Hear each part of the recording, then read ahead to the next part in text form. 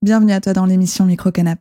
Avant de te laisser regarder l'émission d'aujourd'hui, je rappelle que le podcast est aussi disponible en version audio sur Apple Podcasts, Spotify, Deezer et d'autres plateformes de streaming. Alors si tu aimes bien les sujets que j'aborde et si tu souhaites soutenir le projet de médias indépendants qu'est Micro-Canap, n'hésite pas à t'abonner à la chaîne YouTube et à partager les profils Deezer, Apple Podcasts ou Spotify. Ça semble peu, mais ça aide beaucoup. Pour nous trouver, il te suffit d'écrire Micro-Canap dans la barre de recherche de la plateforme que tu utilises, puis de cliquer sur Micro-Canap. Sinon, je te mets les liens en description. Et si tu fais déjà partie des abonnés, je te remercie. Ce soutien nous fait vraiment plaisir. Hey!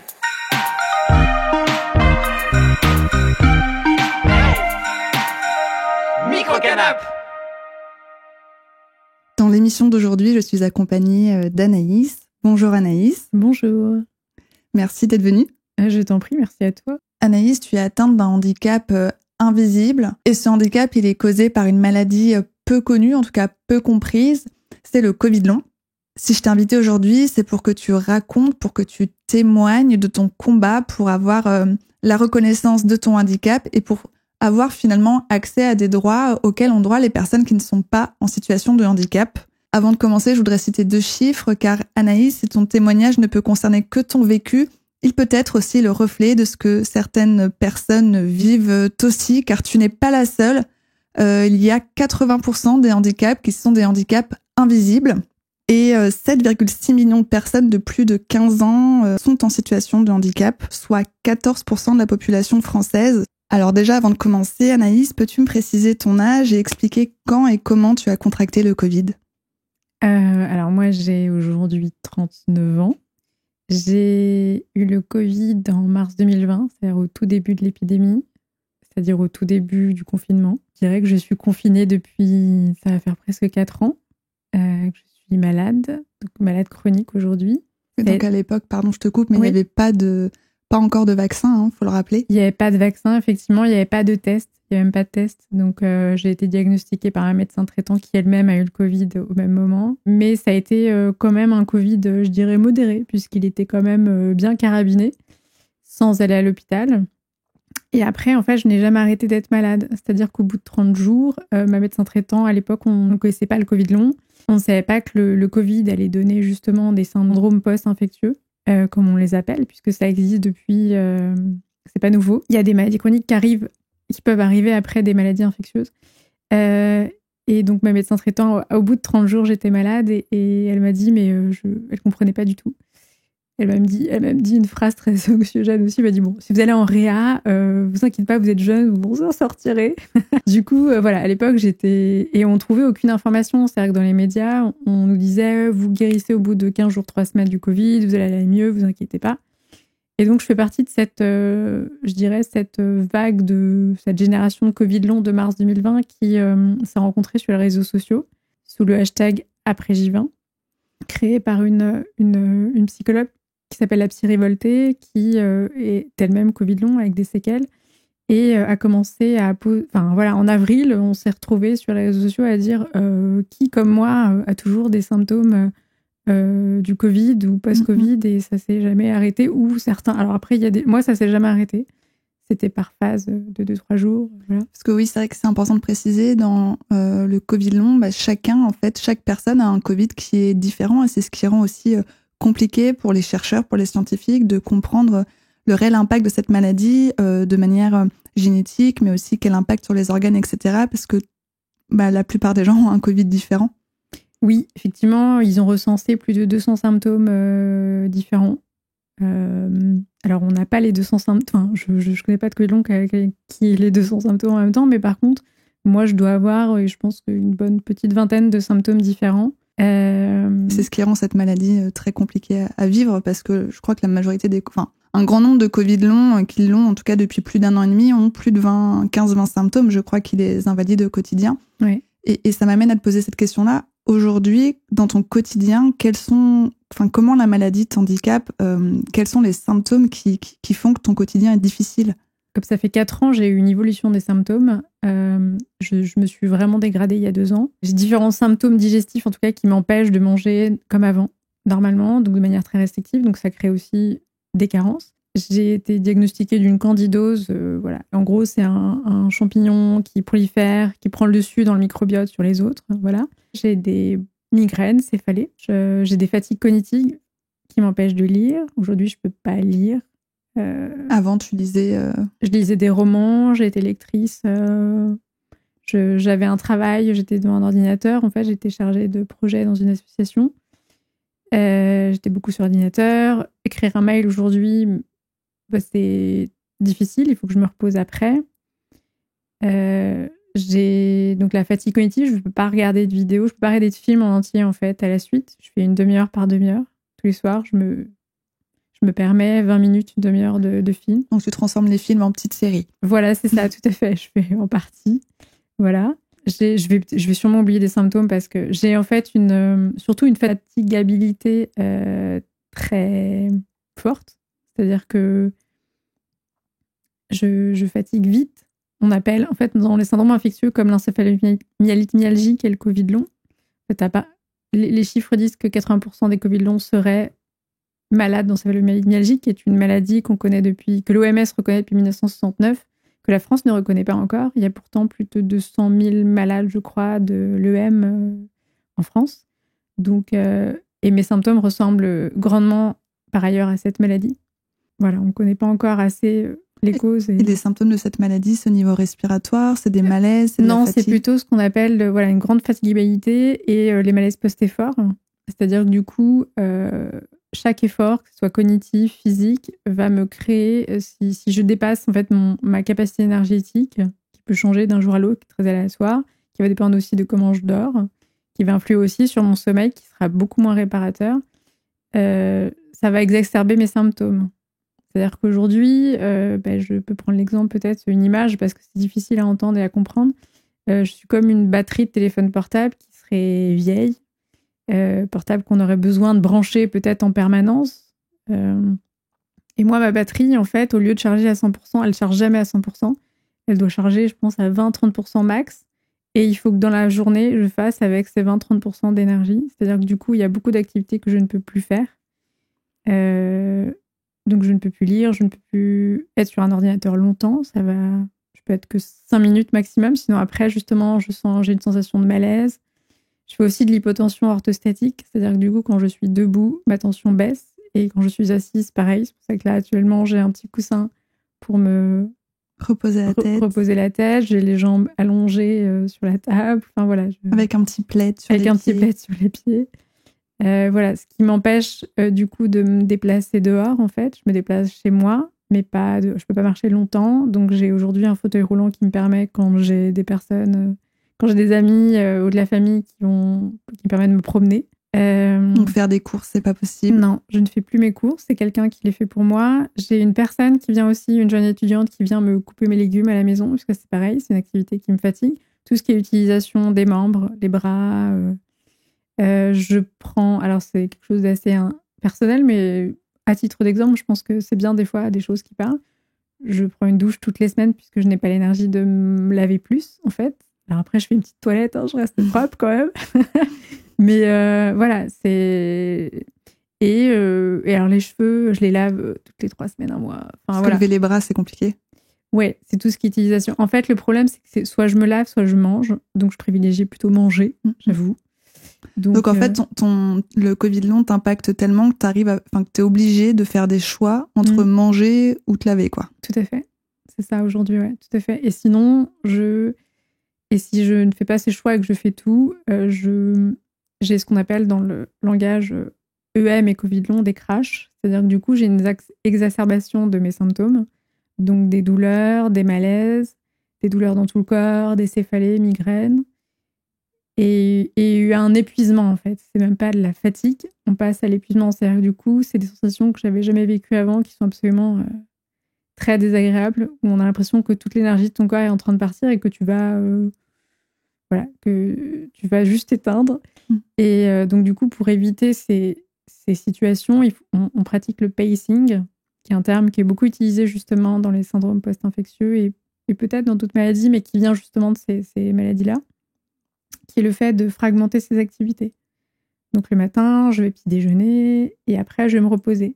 toute la matinée. Et dans la matinée, je vais pouvoir aller m'habiller et me préparer. C'est-à-dire que pour moi, tous les matins, ce qui est important quand même, parce que je suis alitée quand même, je dirais, bien 8 heures par jour, je crois. Ce qui est important, c'est quand même de ne pas rester en pyjama toute la journée. Il faut mentalement pouvoir aussi tenir le coup. Donc, ce que je raconte souvent, c'est que je m'habille, je me prépare, je me fais une petite toilette, je mets un peu de produits sur le visage et après, je me remets au lit, sur le lit que j'ai fait. Voilà, et mon travail aujourd'hui, c'est de me reposer pour faire les tâches basiques du quotidien. Même pas des tâches, c'est des besoins. C'est ça, c'est les besoins basiques. Et là, aujourd'hui, je fais une tâche exceptionnelle qui va me coûter, je pense, qui est de venir ici. Ouais.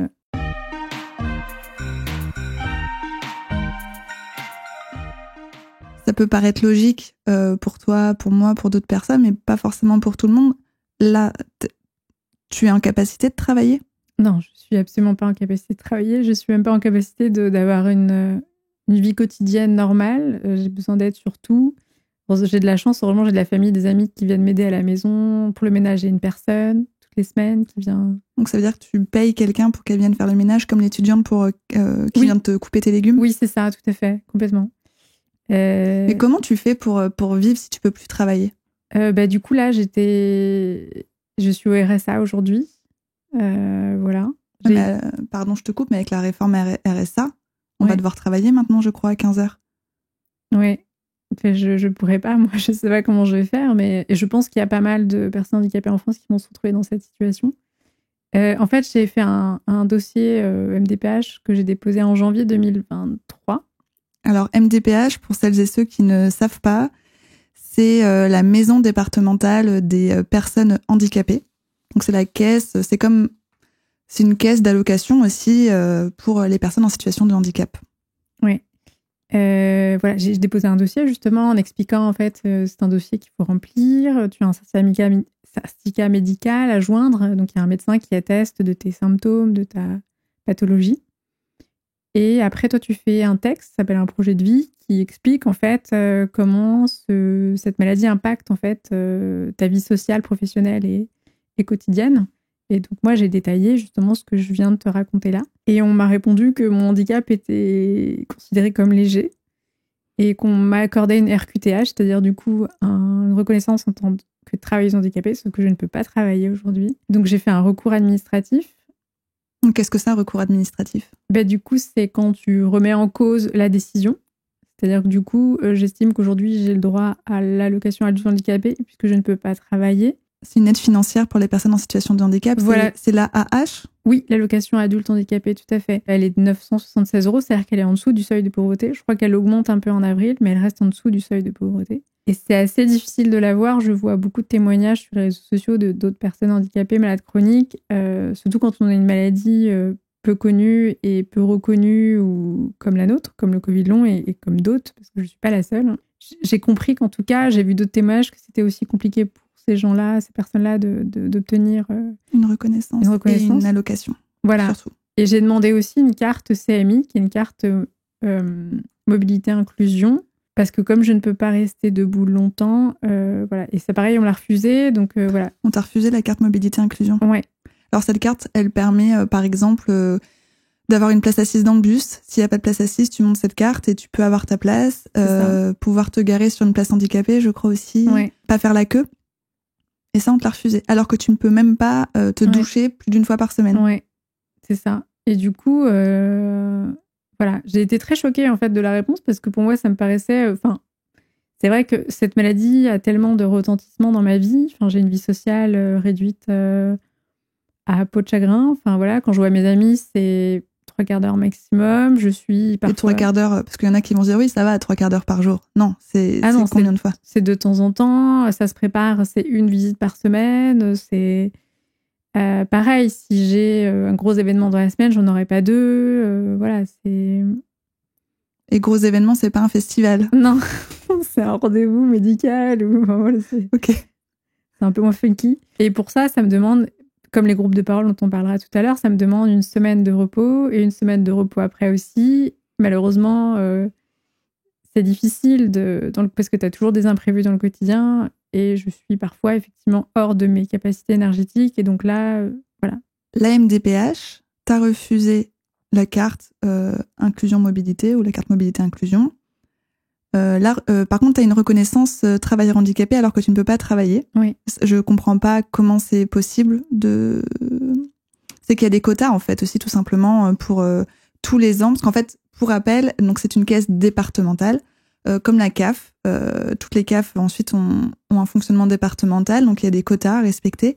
C'est quoi le problème? C'est que ils vont prioriser d'autres handicaps, comme par exemple des enfants handicapés ou des handicaps visibles. Qu'est-ce qu'ils t'ont donné, en fait, comme excuse, si je puis dire, pour... Vite, ils en donnent pas. C'est surtout qu'ils te disent il faudrait leur poser la question, ce serait intéressant, j'aimerais bien savoir. Ils en donnent pas. Par contre, j'ai eu un rendez-vous, suite à mon recours administratif, j'ai eu un rendez-vous avec un médecin conseil de la CPAM. Alors, c'est un rendez-vous qui était ubuesque et assez violent. Alors, CPAM, c'est la caisse primaire d'assurance maladie. CPAM, MDPH. Pardon, MDPH. Oui, pardon, excuse-moi. Parce que j'avais déjà eu un an avant avec un rendez-vous, parce que là, je ne l'ai pas raconté non plus, avec un médecin conseil de la CPAM qui m'a dit que c'était le stress et que j'étais déconditionnée. Voilà. Parce qu'avant, j'étais en arrêt maladie, en fait. Parce que quand j'ai quitté mon emploi, je me suis mis au chômage, pensant que je pourrais retravailler au moins à mi-temps. C'est là, à ce moment-là, que j'ai commencé à me dégrader. Donc, je me suis mis en arrêt maladie et j'ai pu rester 6 mois en arrêt maladie avant qu'on me dise, non, vous devez aller retravailler. Alors que j'étais à peu près dans le même état qu'aujourd'hui. Donc, ça, c'était avec le premier médecin conseil de la CPM. Et là, donc, j'ai vu un médecin conseil de la MDPH, pardon. Voilà, j'étais un peu plus préparée au fait qu'on possiblement on me dise que c'était effectivement le stress aussi.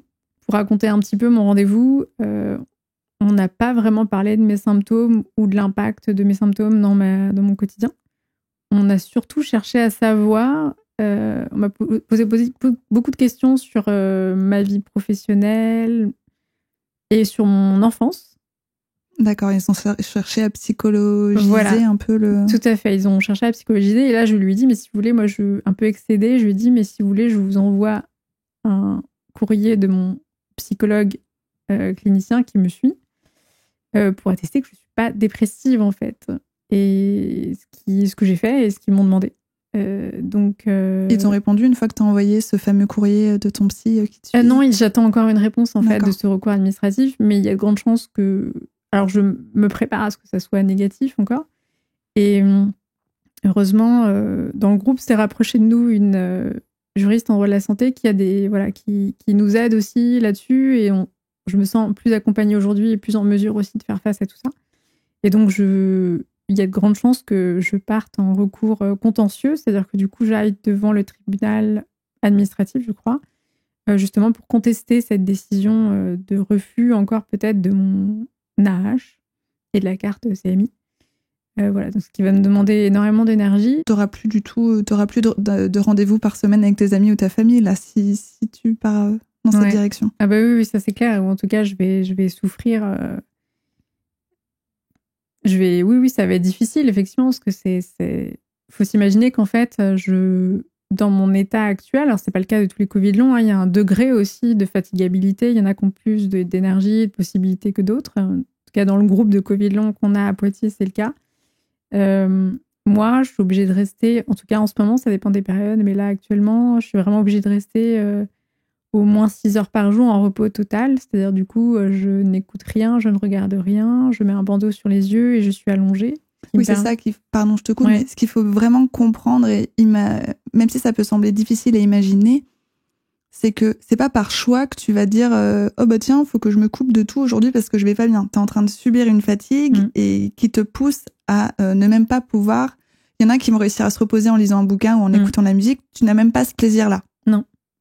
C'est-à-dire que du coup, quand j'arrive à écouter un podcast ou quelque chose, c'est que Micro-canap, par exemple, j'ai un peu d'énergie. Et là, en ce moment, c'est pas possible. Donc l'idée, c'est de partir au tribunal. Et oui, ce médecin m'a quand même dit dans le rendez-vous que ma pathologie était légère.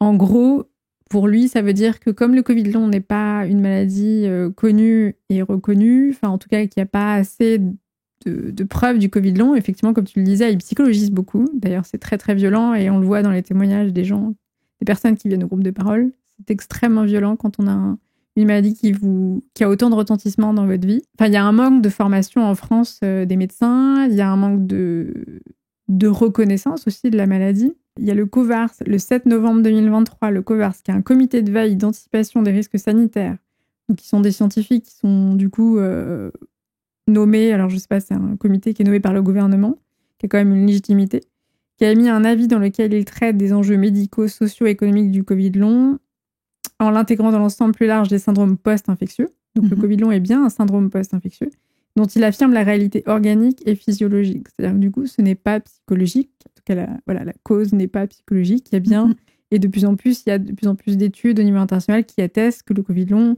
est organique, avec une possible persistance virale, avec des hypométabolismes au niveau neurologique. Enfin, voilà. Donc je pense que ces médecins ne sont pas au courant de cet avis. Alors c'était le jour de mon rendez-vous par ailleurs, le 7 novembre. J'ai parlé à quelques médecins qui m'ont dit en fait qu'ils n'ont pas le temps de se former et de s'intéresser à ce qui se passe. Et aussi, quand je leur dis si vous n'avez pas le temps, sachez qu'il y a une association nationale qui regroupe toutes les études, etc. sur son site web. Mais dès que tu dis le mot association, les médecins sont là. Non, mais c'est une association, c'est pas des médecins. Mais je vous dis pas que c'est l'association qui a décrété que c'était de telle manière que fonctionnait la maladie. Ce sont des médecins qui font des études. Donc les associations mettent les liens de ces études. Oui, alors ils font une veille, effectivement, à l'après-J20, l'association après-J20, ils font une veille scientifique et pour le coup assez solide, puisqu'en fait, ils ont un comité scientifique en fait, de médecins. Tu pourras dire aux médecins que des médecins appuient cette association et en font partie par ailleurs. Et donc c'est pour ça que c'est une association qui est assez légitime sur cette question-là, puisqu'en fait les études scientifiques sont quand même vérifiées quand elles sont avant d'être mises en veille, et il y a tout un panel de médecins, par exemple à l'international et en France, tout un panel, il y a quelques médecins non plus, qui travaillent justement sur les recherches sur le Covid long, et qui s'intéressent et qui suivent en fait des malades du Covid long et qui y croient. Donc, Et ça, la MDPH, parce je suppose qu'il y a un comité qui regarde toutes les demandes, tous les dossiers. Alors aujourd'hui, est-ce qu'on accepte telle personne ? Est-ce que tu leur as mis tous les liens de ce qu'ils vont les voir ? J'ai pas osé faire ça, parce que j'estimais que c'était pas mon rôle de leur faire de la pédagogie et de les former sur le Covid long. Mais par contre, peut-être qu'au contentieux, ce sera l'occasion de leur rappeler justement cet avis du COVARS. Et que par ailleurs, de ce que je sais, alors après, je ne travaille pas à la MDPH, je ne suis pas une spécialiste, mais de ce que j'ai lu en tant que malade pour me renseigner un petit peu, normalement, la MDPH juge sur ton handicap, c'est-à-dire du coup sur l'impact de tes symptômes, ta pathologie sur ton quotidien, et pas sur ta pathologie. Donc là, il y a une incohérence. Voilà.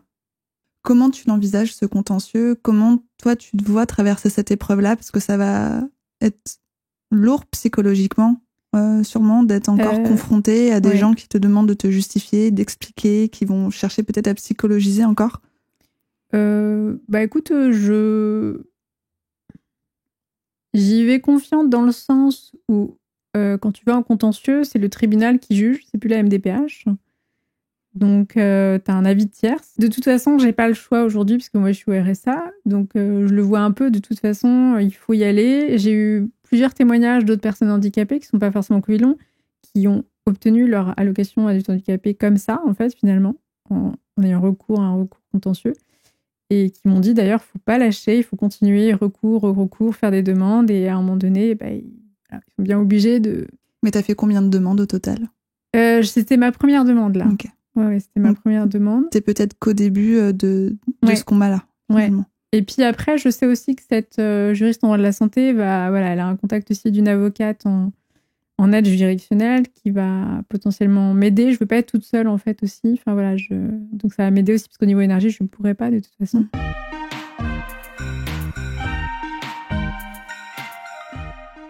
Alors en 2021, t'as France Inter qui a diffusé une enquête réalisée par Véronique Perrault, une journaliste. Donc cette enquête, elle porte sur les discriminations faites aux femmes dans le monde de la santé. De par le groupe de parole de Covid long, t'as vu pas mal d'hommes, de femmes. Est-ce que toi, tu as vu une différence de prise en charge et ou de croyances concernant la maladie ? Il faut savoir que dans le Covid long, il y a 3/4 de femmes. C'est 75%, je crois, de femmes touchées par le Covid long, donc il y a moins d'hommes aussi. Je sais qu'on est tous touchés pratiquement par l'errance médicale. L'errance médicale, c'est-à-dire du coup le fait de ne pas trouver de suivi pour sa maladie, trouver de médecin qui vous croit, qui vous suit, qui vous prescrit potentiellement des médicaments pour soulager vos symptômes. Enfin voilà, on a des Covid longs encore en 2022-2023 qui viennent et qui ne sont pas orientés. Parce qu'il n'y a plus d'orientation en fait qui est faite. On ne sait pas si le CHU de Poitiers accueille encore des Covid longs, c'est pas clair. On n'est pas, enfin voilà, on est dans un flou. En novembre 2022, il me semble que l'Assemblée nationale, il y a eu un projet de loi Covid long pour création d'une plateforme, en fait. Ah, c'était une plateforme. Oui, qui permettrait le recensement des Covid longs en France et d'améliorer la prise en charge des Covid longs, devait être mis en place. 1 an après, il n'y avait rien. Et là, aujourd'hui, je crois que nous sommes du coup début 2024.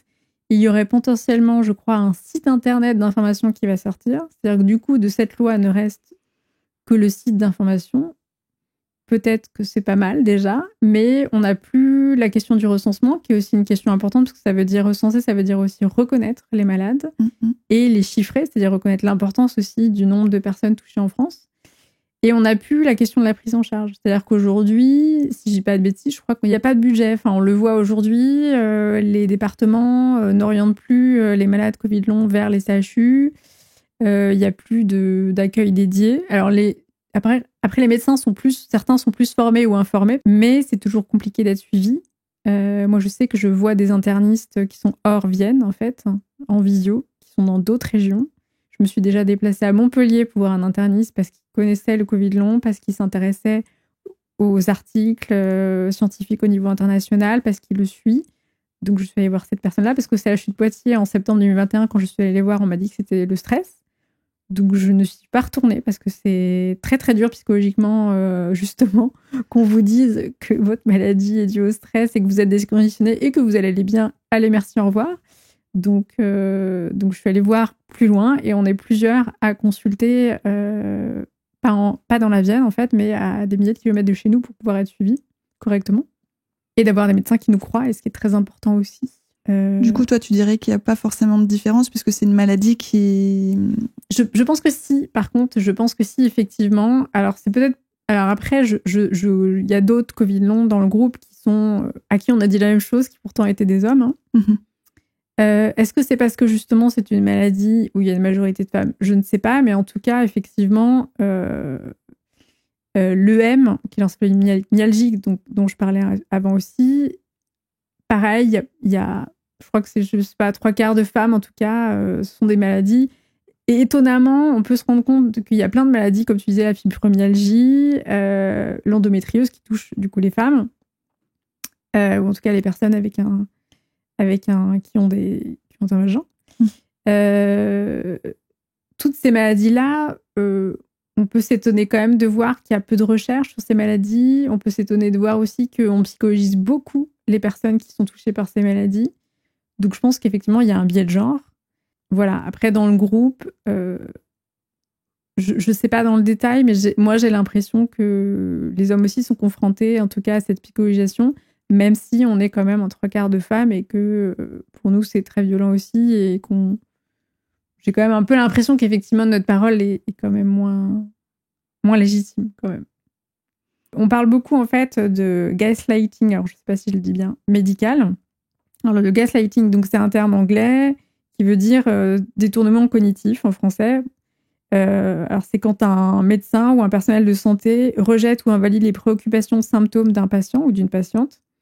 Et du coup, ça amène à des retards diagnostiques, du coup, d'errance médicale et à une incidence assez forte sur la santé mentale. Pour l'avoir vécu et avoir vu d'autres témoignages de malades dans le groupe qui ont vécu ces choses-là, c'est très, très dur. Quand on a une maladie qui impacte autant, en fait, votre vie, d'avoir quelqu'un qui vous dit que c'est dans votre tête et donc, du coup, c'est aussi un petit peu de votre faute et que débrouillez-vous, faites de la sophro et la méditation et vous irez mieux. Ça exclut beaucoup de la société. Du coup, oui, ça exclut du soin, en fait, surtout. Ce qui permettrait... Et puis, effectivement, de ne pas être cru, c'est très difficile. Quand on est touché par une maladie, on se sent rejeté, oui. Aujourd'hui, il y a, je sais pas, quand on devient malade, parce qu'avant, j'étais personne valide, j'étais pas malade. Donc, Je me rendais pas compte à quel point le fait d'être malade chronique, invalidait autant en fait tes propos. En fait, dès que tu deviens malade dans une société, on peut parler de validiste du coup, le mot validisme, qui est une société qui ne reconnaît pas et dévalorise les personnes malades et handicapées. En fait, je me rends compte à quel point on perd comme les femmes dans le patriarcat. Notre parole perd en légitimité en fait à partir du moment où on devient malade. Et ça, je m'en rends compte clairement, que ce soit avec les médecins ou même avec les proches parfois. Alors moi, j'ai la chance d'avoir des proches très compréhensifs, ou en tout cas, j'ai fait de la bonne pédagogie aussi. Mais on te croit pas au début, on met un peu en doute. En fait, quand on n'a pas un médecin qui légitime nos paroles, j'ai l'impression qu'elles n'existent pas, alors qu'en fait, aujourd'hui, je crois qu'on est aussi... Alors ce qui est intéressant, c'est qu'il y a tout un mouvement aussi de patients experts aussi. On reconnaît aujourd'hui aussi les patients malades chroniques. Aujourd'hui, je pense qu'il faudrait que cette parole des patients et des personnes handicapées prenne plus de place parce qu'en fait, on vit nos maladies et je pense qu'on est les premiers experts de nos maladies. On les connaît très bien. Par ailleurs, on s'informe. On lit aussi parfois quand on a l'énergie ou on lit, de par les associations de malades, les comptes rendus d'articles scientifiques. On fait de la veille scientifique aussi. Donc, on est des fois plus au courant que les médecins de notre propre maladie sans être médecin. Et d'ailleurs, pour conclure cette entrevue, je voulais brièvement évoquer le groupe de parole que tu as cofondé à Poitiers. Et brièvement, peux-tu en parler avant qu'on se quitte ? Oui, le groupe de parole est né en septembre 2021, je crois. Et on a co-créé avec 2 autres Covid longs, en fait. On s'est rencontrés, ce groupe de parole, en septembre 2021. Et on était 6. Et un jour, un article est paru dans le 7. Le 7 à Poitiers, un magazine local. Voilà. Et on s'est retrouvés à 20 à une réunion. Voilà, parce que justement, au niveau local, l'information était passée, parce qu'en fait, on était beaucoup sur les réseaux sociaux. Et là, en fait, les groupes de parole en présentiel, il y en a très peu. Je crois qu'on est le seul en France. Groupe de parole Covid long. Voilà, groupe de parole Covid long en présentiel. Au niveau local, je crois qu'on est le seul. Il y en a d'autres qui se sont créés, qui vont peut-être se créer à Limoges. Il y en a eu d'autres aussi à Bressuire, je crois, du coup, des gens qui étaient venus nous voir, nous. Et donc, le groupe de parole, c'est un espace vraiment dédié aux malades, qui est un espace, ce que je dirais safe, c'est-à-dire vraiment de paroles bienveillantes, où on peut parler de tout. Enfin, on parle surtout de choses qui ont attrait à la maladie et à son impact dans nos vies. Et il y a beaucoup d'entraide aussi dans ce groupe de parole, donc c'est très chouette. Et il y a un groupe de parole tous les mois qui dure 2 heures avec une petite pause qui a lieu à la Maison des 3 Quartiers à Poitiers. Je te remercie Anaïs d'avoir pris le temps, d'avoir réservé de l'énergie pour aujourd'hui. Merci à toi.